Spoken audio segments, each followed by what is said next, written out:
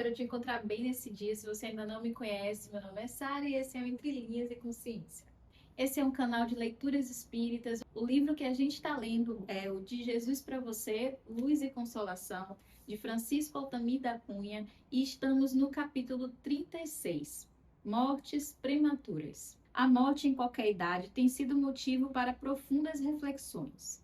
Porém, maiores se tornam essas reflexões quando ela atinge criaturas que mal despertaram para a vida.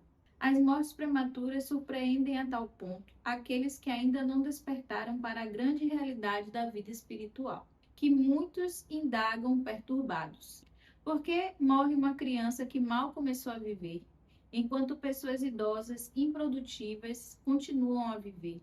Essa dúvida atesta a ignorância a respeito da vida e da morte como faces da mesma moeda. Enquanto se aceitar por verdade que o espírito é criado no movimento da formação do corpo e que ao espírito é dada apenas uma oportunidade encarnatória, as chamadas mortes prematuras serão vistas como um verdadeiro paradoxo. Se o espírito tivesse apenas uma encarnação, se sua sorte fosse definida assim para toda a eternidade, bem que seria um contrassenso, e por que não dizer uma injustiça? Por enquanto, uns teriam uma vida longa com mais condição de progredir e melhor definir seu destino. Outros, que mal teriam despertado para a vida, sofreriam a sua interrupção definitiva. Claro que tal ordem de coisas não estaria em sintonia com a justiça divina. De acordo com o codificador da doutrina espírita, pela reencarnação, a igualdade é para todos. O futuro pertence a todos, sem exceção e sem favor para ninguém. Se observarmos o comportamento de algumas crianças, encontramos motivo suficiente para compreender que a infância não é um estado normal da inocência, pois vemos crianças dotadas dos piores instintos em idade na qual a educação não pôde ainda exercer sua influência, enquanto outras são providas de instintos tão diferentes, apesar de conviverem no mesmo meio e até pertencerem à mesma família. Com base no exposto e para mantermos a certeza de que a justiça de Deus alcança a todos indistintamente, a desencarnação deve ser entendida, mesmo em crianças, como um fenômeno natural.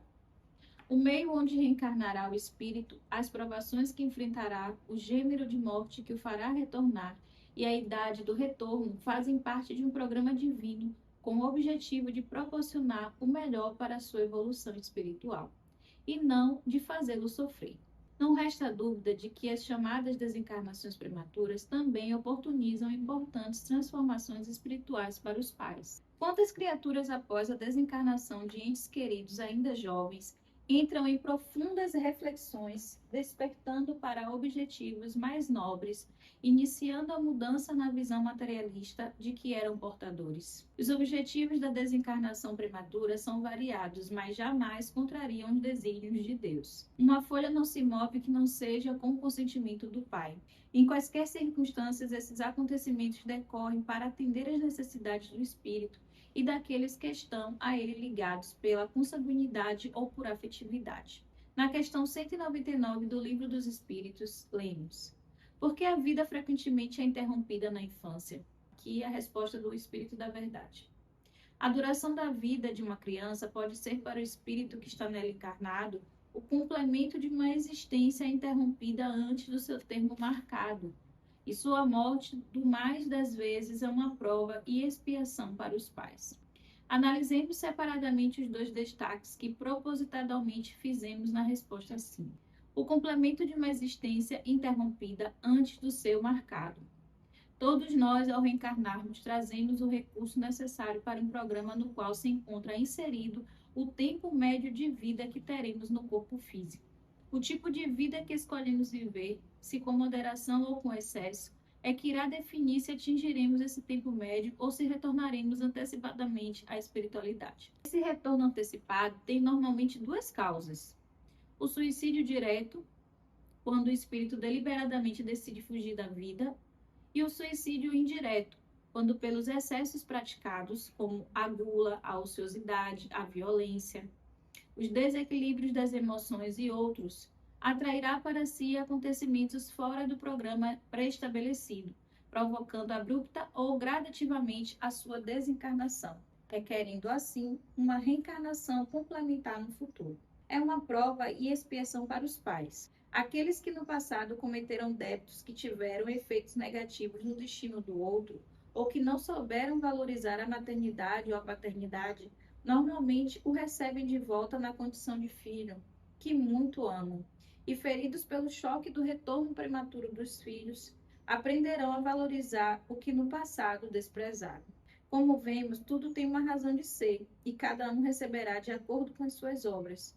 O retorno em qualquer idade é consequência de lei natural que atinge igualmente a todos. A qualquer criatura que esteja a enfrentar a dor da separação de um ente querido, a orientação é confiança em Deus, que nos suprirá com os recursos necessários para que suportemos com resignação a certeza de que a vida continua. Se a lacuna deixada se transformou em dor insuportável, preenchemos-na direcionando o amor pelo ente querido ausente para os outros que na vida não tiveram a oportunidade de ser amados. Agindo dessa forma, não iremos esquecer aquele que partiu, pois jamais nos esqueceremos dos que amamos. Mas o amor ao próximo será como força transformadora da dor em suave saudade. Resta-nos então a gratidão a Deus pelos momentos felizes que tivemos ao lado do ente amado, alimentada com a certeza do reencontro que um dia se dará. É uma mensagem muito bonita que nos fala sobre a continuidade, mais uma vez, né, da vida e as nossas responsabilidades que temos no decorrer dela. O título do texto é Morte Prematura, e quando eu li, eu pensei, prematura relacionado ao quê, se o espírito é eterno? A gente vê sempre as coisas sobre o olhar material, sobre o olhar momentâneo, mas é muito bom quando a gente consegue entender a vida sobre um prisma mais profundo, sobre um olhar mais espiritualizado, porque a gente entende que até o que parece inexplicável tem uma explicação que é bastante contundente, né? E o texto ele explica a questão da antecipação da vida, ou melhor, da antecipação da morte, né, para o olhar de quem fica. E a falta de compreensão faz a gente achar que há uma injustiça nisso. Quando pessoas boas morrem por algum crime, por alguma coisa que a gente não previa, muitas vezes na revolta a gente ouve dizer, poderia ter sido uma pessoa ruim, né? E deixado a boa aqui. Ou se é alguém que morre muito jovem, a gente fala, poxa, tanta coisa para viver, a pessoa tinha tantos planos, tantos sonhos, tanta coisa para viver, né? A gente ouve falar muito isso. Mas a verdade é que só Deus é quem sabe do que estava predestinado ali para aquela vida. Só Deus é quem sabe os porquês reais das situações que muitas vezes vivemos ou vemos os outros viverem. E é importante que a gente mantenha a nossa fé firme naquilo que a gente crê, naquilo que a gente tem como verdade, que a gente se mantenha firme sempre na nossa fé.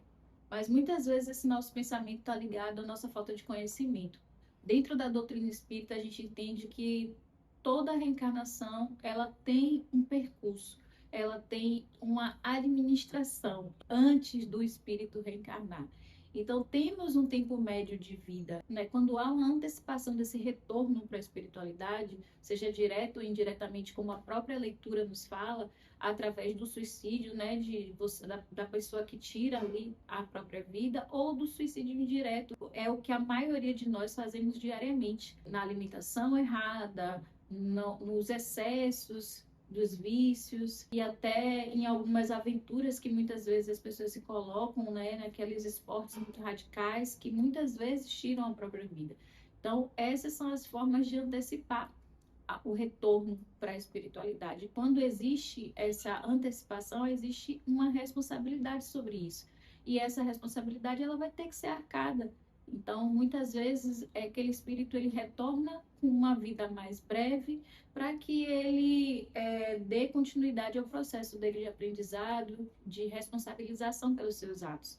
E enquanto aos pais, que em outro momento aqui das nossas leituras eu comentei até sobre isso, sobre uma das perguntas que eu sempre tive, assim, poxa, por que que crianças sofrem, por que que crianças morrem cedo e tal? E algumas respostas eram de que era para que os pais pagassem por isso, né? Pelos débitos que eles contraíam ali na vida. E o Espírito da Verdade ele dá uma resposta um pouco parecida, mas com o sentido totalmente diferente. E ele fala que sim, muitas vezes os pais eles precisam espiar, né, naquela existência com a perda daquele filho querido, mas não gratuitamente. Nem tampouco porque ele agiu errado ali naquela existência, então Deus os puniu retirando algo que era precioso para eles. Não.